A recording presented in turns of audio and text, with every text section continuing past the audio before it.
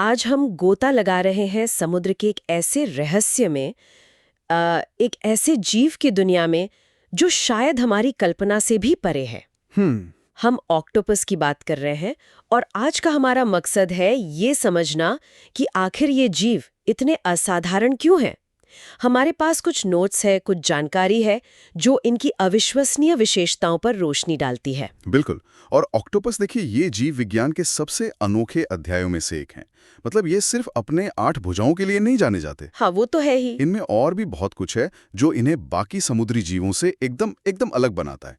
हमारा लक्ष्य यही है कि इन स्रोतों से वो खास बातें निकालें जो ऑक्टोपस के बारे में हमारी समझ को और गहरा करें। और शुरुआत करते हैं एक ऐसी बात से जो सुनने में ही बहुत अजीब लगती है। हम जानते हैं हमारे पास एक दिल होता है ना? हाँ, एक। जो पूरे शरीर में खून दौड़ाता है।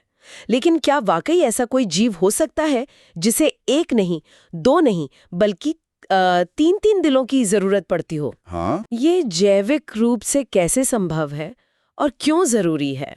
ये सवाल बिल्कुल सही है। क्योंकि 3 दिल सुनने में लगता है कि भाई ये फिजूल खर्ची क्यों, लेकिन ऑक्टोपस के लिए ये वाकई जरूरी है। अच्छा। हाँ, और इसकी वजह उनके शरीर की बनावट और उनके खून को ऑक्सीजन पहुंचाने के तरीके में छिपी है। देखिए, इन 3 दिलों का काम बटा हुआ है, एक तरह से स्पेशलाइजेशन है। अच्छा, काम बटा हुआ है कैसे? मतलब तीनों एक ही काम नहीं करते? नहीं नहीं, बिल्कुल नहीं। इनमें से 2 दिल, जिन्हें ब्रैंकियल हार्ट्स कहते हैं, ब्रेनकिल हार्ट्स। हाँ, उनका एक ही मुख्य काम है खून को ऑक्टोपस के गिल्स मतलब गलफड़ों तक पहुंचाना। ओके। ये गिल्स ही पानी से ऑक्सीजन सोखते हैं। तो ये 2 दिल समझिए सिर्फ श्वसन प्रणाली के लिए समर्पित पंप की तरह हैं। अच्छा। यानी ये 2 दिल सिर्फ गिल्स के लिए खास हैं, खून को साफ करवाने के लिए भेजते हैं, ऑक्सीजन लेने के लिए। तो फिर तीसरा दिल वो क्या करता है? तीसरा दिल, जिसे सिस्टेमिक हार्ट कहते हैं, वो असली पावर हाउस है। जब गिल से खून ऑक्सीजन ले लेता है तो ये तीसरा दिल उस ऑक्सीजन भरे खून को पूरे शरीर में उसकी 8 भुजाओं तक, 8 भुजाओं तक। हाँ, उसके जटिल दिमाग तक और बाकी सभी अंगों तक पूरी ताकत से पंप करता है। तो ये एक तरह का 2 स्टेज पंपिंग सिस्टम हो गया। 2 दिल गिल्स को सप्लाई देते हैं और तीसरा वो बाकी शरीर को। पर यह व्यवस्था विकसित क्यों हुई? मतलब क्या उनका खून इतना गाढ़ा होता है या शरीर इतना बड़ा कि एक दिल काफी नहीं था? ये उनके खून की प्रकृति और उनके मेटाबॉलिज्म से जुड़ा है, जिस पर हम आगे बात भी करेंगे। अच्छा। लेकिन संक्षेप में कहूं तो उनके खून को प्रभावी ढंग से ऑक्सीजन युक्त करने और फिर उसे कम दबाव वाले परिसंचरण तंत्र में पूरे शरीर में फैलाने के लिए ये 3 दिल वाली व्यवस्था ज्यादा कारगर है। ये दिखाता है कि विकास कैसे विशिष्ट जरूरतों के लिए कितने जटिल समाधान तैयार कर सकता है। ये तो दिलचस्प है कि कैसे शारीरिक जरूरतें ऐसी अनोखी संरचनाओं को जन्म देती हैं।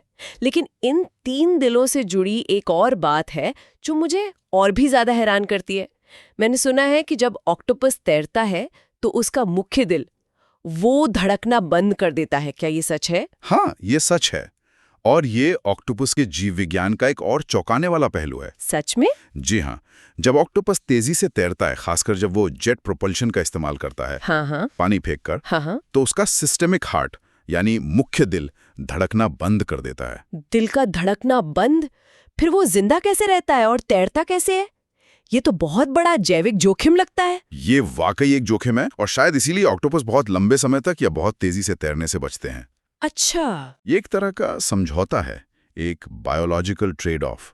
माना जाता है कि तैरने की क्रिया, खासकर वो पानी को तेजी से बाहर फेंकना, शायद सिस्टेमिक हार्ट पर इतना दबाव डालती है कि उसका धड़कना या तो बहुत मुश्किल हो जाता है या फिर उसमें बहुत ज्यादा ऊर्जा लगती है। ओह, तो ये उनके लिए एक तरह से इमरजेंसी तरीका ज्यादा है, रोजमर्रा का नहीं। बिल्कुल। इसीलिए वो अक्सर समुद्र तल पर रेंगते हुए या धीरे धीरे मंडराते हुए दिखते हैं। बिल्कुल। रेंगना उनके लिए कहीं ज्यादा एनर्जी एफिशिएंट है, ऊर्जा बचाता है। तेजी से तैरना आमतौर पर शिकारियों से बचने या फिर शिकार पर अचानक झपट्टा मारने के लिए होता है। जैसे ही वे तैरना बंद करते हैं, सिस्टेमिक हार्ट फिर से धड़कना शुरू कर देता है। ये व्यवहार उनके दिल की इस अनोखी सीमा को दिखाता है। ये जानकारी उनके व्यवहार को समझने में कितनी मदद करती है। सिर्फ शारीरिक बनावट नहीं बल्कि उसका असर उनके जीने के तरीके पर भी पड़ता है। 3 दिल और उनमें से एक का तैरते समय रुक जाना, बाप रे। पर ये तो सिर्फ शुरुआत है ना? ऑक्टोपस के रहस्य यहीं खत्म नहीं होते। आप बिल्कुल सही कह रही हैं। अब उनके खून पर आते हैं। ये तथ्य कि ऑक्टोपस का खून नीला होता है, ये भी उनके अनोखेपन का एक बड़ा हिस्सा है। हाँ, नीला खून, ये हमेशा से मुझे बहुत आकर्षक लगा है। हमारे खून में तो आयरन होता है, लोहा, जो उसे लाल बनाता है। ऑक्टोपस के खून में ऐसा क्या है भाई जो उसे नीला रंग देता है? इसका कारण है एक अलग तरह का प्रोटीन। हमारे खून में होता है हीमोग्लोबिन, जो आयरन आधारित है और ऑक्सीजन ले जाता है। हाँ। ऑक्टोपस के खून में हीमोग्लोबिन की जगह हीमोसाइनिन नाम का प्रोटीन होता है, और इसमें आयरन की जगह होता है कॉपर, यानी तांबा। तांबा? जैसे बिजली के तारों में होता है? हाँ, वही तांबा। जब हीमोसाइनिन ऑक्सीजन के साथ मिलता है तो ये नीला हो जाता है। अच्छा। बिना ऑक्सीजन के ये रंगहीन होता है। तो उनके शरीर में जो बहता हुआ ऑक्सीजन वाला खून है वो नीला दिखता है। तो क्या ये सिर्फ रंग का फर्क है या इसका कोई और महत्व भी है? मतलब क्या हीमोसाइनिन हीमोग्लोबिन से बेहतर है या खराब? न बेहतर न बदतर, बस अलग। यहाँ आकर्षक बात यह है कि हीमोसाइनिन कुछ खास परिस्थितियों में ज्यादा कारगर होता है। जैसे कि? माना जाता है कि ये ठंडे और कम ऑक्सीजन वाले पानी में ऑक्सीजन ले जाने में हीमोग्लोबिन से ज्यादा प्रभावी है। ओह! ठीक वैसा माहौल जैसा गहरे समुद्र में होता है जहां कई ऑक्टोपस रहते हैं।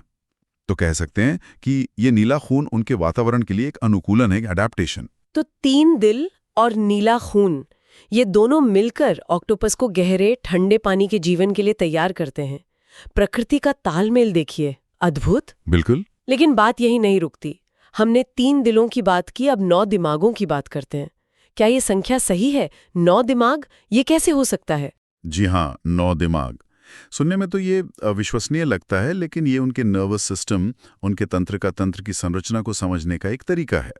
देखिए, एक मुख्य केंद्रीय दिमाग होता है जो कशेरुकी जीवों मतलब वर्टिब्रेट्स के दिमाग जैसा होता है, और ये ऑक्टोपस के ओवरऑल बिहेवियर, सीखने और निर्णय लेने को नियंत्रित करता है। ठीक है, एक मुख्य दिमाग ये समझ आया, बाकी 8 कहाँ हैं? क्या शरीर में फैले हुए हैं? बाकी 8 दिमाग, या कहिए मिनी दिमाग, उसकी हर भुजा में स्थित होते हैं। हर भुजा में? हाँ, इन्हें पूरी तरह दिमाग कहना शायद तकनीकी रूप से एकदम सही न हो। ये असल में बड़े गैंग्लिया होते हैं, मतलब नर्व क्लस्टर्स, लेकिन इतने जटिल और शक्तिशाली होते हैं कि उन्हें अक्सर मिनी दिमाग कहा जाता है। हर भुजा का अपना दिमाग, इसका मतलब क्या हुआ? क्या भुजाएं अपने आप सोच सकती हैं या अपने आप काम कर सकती हैं? काफी हद तक हाँ। ये एक विकेंद्रीकृत तंत्र का तंत्र, मतलब डिसेंट्रलाइज्ड नर्वस सिस्टम का अद्भुत उदाहरण है। अच्छा। हर भुजा में मौजूद ये मिनी दिमाग उसे काफी हद तक स्वतंत्र रूप से काम करने की अनुमति देता है। भुजाएं अपने आसपास के माहौल को महसूस कर सकती हैं, स्वाद ले सकती हैं, बनावट पहचान सकती हैं और हिल-डुल सकती हैं, वो भी बिना केंद्रीय दिमाग से लगातार सीधे निर्देश लिए। ये तो कमाल है। मतलब ऑक्टोपस का मुख्य दिमाग शायद भुजा को एक जनरल निर्देश दे, जैसे उस चट्टान के नीचे खाना ढूंढो, और फिर भुजा खुद ही बाकी का काम कर लेती है, ऐसे? बिल्कुल। भुजा खुद ही तय कर सकती है कि किसी चीज को कैसे पकड़ना है, किस दरार में घुसना है या किसी सतह को कैसे महसूस करना है। यहां तक कि अगर कोई भुजा शरीर से अलग हो जाए हाँ, तो वो कुछ समय तक प्रतिक्रिया दे सकती है। ये भी केंद्रीकृत प्रणाली ऑक्टोपस को एक साथ कई काम करने और जटिल वातावरण में कुशलता से नेविगेट करने में मदद करती है, और ये शायद उनकी जो असाधारण प्रॉब्लम सॉल्विंग क्षमताएं हैं उनका एक कारण भी है। ये तो बुद्धि की एक पूरी तरह से अलग परिभाषा लगती है। मतलब इंटेलिजेंस जो सिर्फ एक जगह सेंट्रलाइज्ड नहीं है। सही कहा। 3 दिल, नीला खून, 9 दिमाग, ये लिस्ट तो बढ़ती ही जा रही है। और अब आते हैं उस क्षमता पर जिसके लिए ऑक्टोपस शायद सबसे ज्यादा मशहूर हैं, उनका रूप बदलना। हाँ, उनकी त्वचा, ये किसी जादुई कपड़े से कम नहीं है वाकई। ऑक्टोपस अपनी त्वचा का रंग और बनावट, मतलब टेक्सचर, सेकंडों में बदल सकते हैं। हाँ, ये तो देखा है। वे ना सिर्फ रंग बदल सकते हैं, बल्कि अपनी त्वचा को चिकना, खुरदरा या कांटेदार जैसा भी बना सकते हैं, ताकि वे अपने परिवेश में पूरी तरह घुल मिल जाएं। ये कैमोफ्लाज मतलब छलावरण तो अविश्वसनीय है। मैंने वीडियो देखे हैं जहां वे सचमुच गायब ही हो जाते हैं लगते हैं। ये शिकारी से बचने और शिकार को धोखा देने के लिए कितना महत्वपूर्ण होगा। ये उनके जिंदा रहने के लिए बेहद जरूरी है। सोचिए, वे नरम शरीर वाले जीव हैं जिनके पास कोई कवच या हड्डी नहीं होती। हाँ, कोई शेल नहीं। बिल्कुल। तो छिपना उनकी मुख्य रक्षा रणनीति है। उनकी त्वचा में क्रोमैटोफोर्स नाम की हजारों रंग बदलने वाली कोशिकाएं होती हैं। क्रोमैटोफोर्स? हाँ, जिन्हें वे अपने दिमाग से, अपने नर्वस सिस्टम से नियंत्रित करते हैं। लेकिन क्या ये सिर्फ छिपने के लिए है या इसका कोई और मतलब भी है? कुछ और भी करते हैं इससे? ये एक बहुत अच्छा सवाल है। जबकि छलावरण इसका मुख्य उपयोग है, वैज्ञानिक मानते हैं कि ये उनके संचार का भी एक माध्यम हो सकता है। संचार आपस में? हाँ, वे रंग और पैटर्न के तेज बदलावों का उपयोग शायद अपनी भावनाएं व्यक्त करने या दूसरे ऑक्टोपस को संकेत देने या शायद चेतावनी देने के लिए करते हैं। सोचिए, ये एक तरह की विजुअल लैंग्वेज है। एक जटिल दृश्य भाषा जो उनकी त्वचा पर दिखती है। ये तो उनकी बुद्धिमत्ता का एक और ही लेवल है। वे ना सिर्फ अपने माहौल को समझते हैं बल्कि उसे अपनी त्वचा पर नकल कर सकते हैं और शायद संवाद के लिए भी इस्तेमाल कर सकते हैं। वाह! हाँ, और रंग और बनावट बदलने की ये क्षमता उनके तंत्रिका तंत्र के कितने परिष्कृत नियंत्रण को दर्शाती है।